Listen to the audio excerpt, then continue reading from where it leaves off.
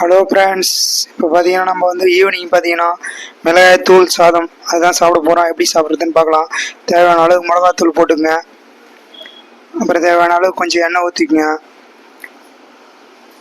அப்புறம் பார்த்தீங்கன்னா தேவையான அளவு கொஞ்சம் உப்பு போட்டுக்குங்க.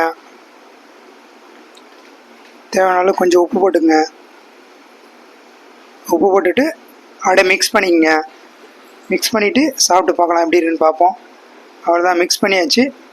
மிக்ஸ் பண்ணிவிட்டேன். அதுக்கப்புறம் பார்த்தீங்கன்னா ஊறுகாய் இருக்குது, மிக்ஸ் பண்ணியாச்சு. அடுத்தது பார்த்தீங்கன்னா ஊறுகாய் இருக்குது, அது கொஞ்சம் தொட்டுக்கின்னு சாப்பிட்டு பார்ப்போம் எப்படி இருக்குன்னு பார்ப்போம்.